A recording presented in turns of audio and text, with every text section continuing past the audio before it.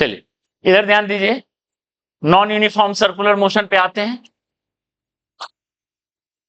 तो ये बात समझ में आई कि अगर एक्सीलरेशन एक्यूट बना रहा है तो स्पीड बढ़ेगा, ऑब्ट्यूज बना रहा है तो स्पीड घटेगा।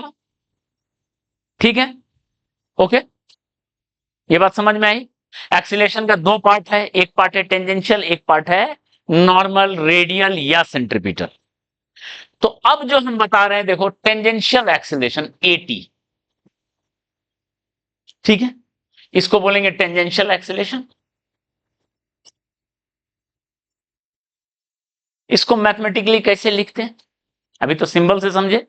टेंजेंशियल एक्सीलरेशन ये स्पीड को चेंज कर रहा है, that is time rate of change of speed, not velocity, speed का चेंज, यानी that is dv by dt, या बेटर टू राइट और अच्छे से v का मॉड।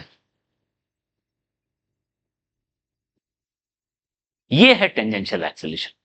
अगर स्पीड टाइम के साथ चेंज हो रहा है तो टेंजेंशियल एक्सीलरेशन डायरेक्ट डिफरेंशिएट करो, that is tangential acceleration. Clear है, ओके। इसको और भी दूसरे फॉर्म में भी लिखते हैं, ध्यान दीजिए, पहले देख लो।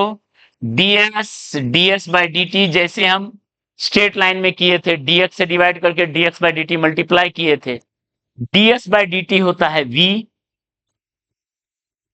dv bye ds।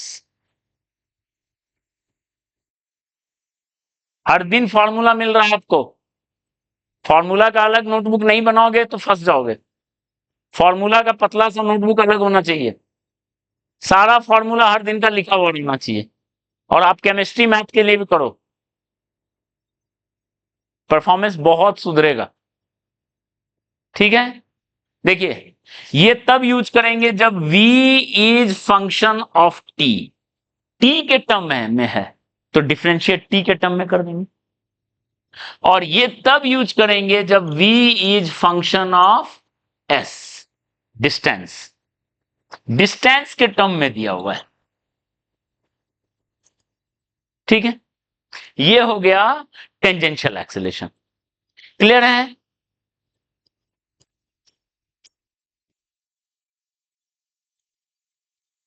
अगर डायग्राम पे बात आए तो देखो डायग्राम वाइज अगर देखें, ध्यान दीजिए, ए था ऐसे, वी था ऐसे, ये एंगल था थीटा, उसके बीच का एंगल। तो बताइए टेंजेंशियल एक्सीलरेशन क्या हो गया, ये एक कॉस थीटा हो गया क्या, 80, यही हो गया टेंजेंशियल एक्सीलरेशन। ध्यान दीजिए, और नॉर्मल एक्सीलरेशन कितना हो गया, ये दूसरा एक्सीलरेशन हो गया। अब बताओ, अगर हम, एक तो ये फॉर्मूला हुआ टेंजेंशियल का, दूसरा फॉर्मूला v डॉट ए करेंगे अगर, तो v का मैग्नीट्यूड, a का मैग्नीट्यूड, उसके बीच का एंगल, यही होता है। तो बताइए a cos थीटा को आप क्या लिखेंगे, ये भी दूसरा फॉर्मूला है, a dot V by v का a cos थीटा लिखना है, v नीचे डिवाइड कर दीजिए। ठीक है, यानी टेंजेंशियल एक्सीलरेशन का तीसरा फॉर्मूला ये मिला। ठीक है, क्लियर है, टेंजेंशियल एक्सीलरेशन का तीसरा फॉर्मूला ये मिला। सब एक ही फॉर्मूला को अलग अलग फॉर्म में लिख रहे हैं। ओके, कंपोनेंट वाइज लिखा जाए, डॉट प्रोडक्ट ऐसे लिखते हैं, अगर वेक्टर फॉर्म में दिया है, वेक्टर फॉर्म में दिया है तो आप इस तरीके से लिख सकते हो,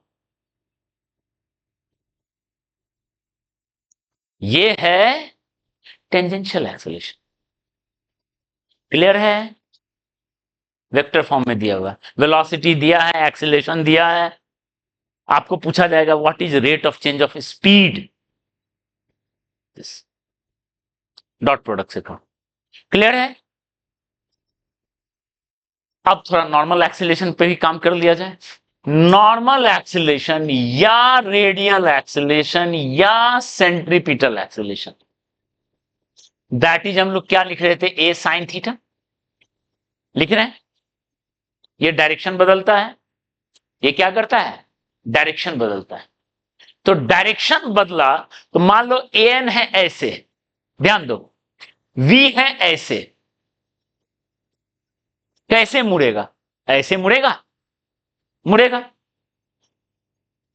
ठीक है, मुड़ेगा, ऐसे मुड़ रहा है, एक टाइप का एक कर्व में मुड़ रहा है, एक कर्व में ऐसे मुड़ रहा है, ठीक है। तो उस कर्व क्या, उस पॉइंट पे अगर रेडियस पूछा जाए, कितना रेडियस में मुड़ गया, जो मुड़ रहा है भले वो सर्कल में नहीं मुड़ रहा है, लेकिन हम वहां के लिए रेडियस या रेडियस ऑफ कर्वेचर डिफाइन कर सकते हैं। मतलब वह उस पॉइंट पे जो मुड़ा है वो कितना रेडियस के सर्कल में मुड़ा है, ठीक है। तो हम एक टर्म डिफाइन करते हैं, रेडियस ऑफ कर्वेचर, या रेडियस जितना में वो टर्म हो, वो जो कर्वेचर बना है उसका उस मोमेंट पे कितना रेडियस है, उसका यूज है, बिल्कुल यूज है, ठीक है। जितना ज्यादा रेट, जितना ज्यादा मुड़ेगा उतना कम रेडियस में होगा। मान लो एक सर्कल ऐसा है, तुम ही सोचो, एक ऐसे मुड़ा है, आप खुद देखो डायग्राम, यहां हम बता रहे हैं, एक ऐसे मुड़ा है यहां से, और एक ऐसे मुड़ गया, देखो ये कितना बड़ा रेडियस में मुड़ा है और ये कितना छोटा रेडियस में मुड़ा है। ये बड़े रेडियस में मुड़ गया, वो छोटे रेडियस में मुड़ गया, वो तुरंत मुड़ गया, वो लंबा दूर जाके मुड़ा। तो सब डिपेंड करेगा ए एन पे, सब डिपेंड करेगा ए एन पे। अगर ये ज्यादा है, आप ही सोचो ये ज्यादा है तो तुरंत मोड़ देगा, कम है तो धीरे से मोड़े। तो यही है, ए एन का वैल्यू ज्यादा है इसमें तो तुरंत मोड़ दिया, ए एन का वैल्यू कम है तो धीरे से मोड़ा। और उसको मैथमेटिकली जो है हम लोग लिखेंगे रेडियस ऑफ कर्वेचर। उसका जो फॉर्मूला होता है वी स्क्वायर, आप देखो यहीं से दिख जाएगा, V square by A N, यही आर लिखना है रेडियस, ठीक है, क्लियर है। तो आप आपको क्लियर देख के बोल सकते हो, अगर ए एन ज्यादा है, ज्यादा है तो कम रेडियस में मुड़ेगा,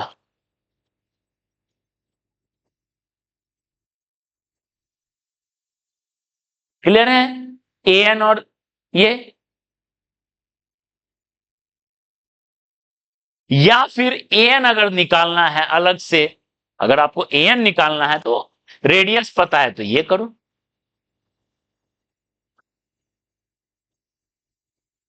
ए एन पता चल गया, रेडियस अगर आपको पता है तो वी स्क्वायर बाय आर, ठीक है।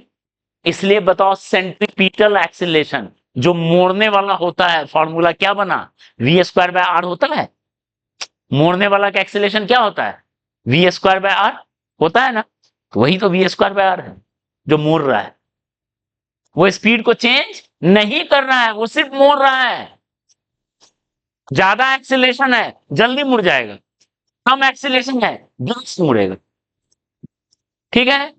अब बताइए ए एन मिल गया, ए टी मिल गया, टोटल एक्सीलरेशन ए या ए का मैग्नीट्यूड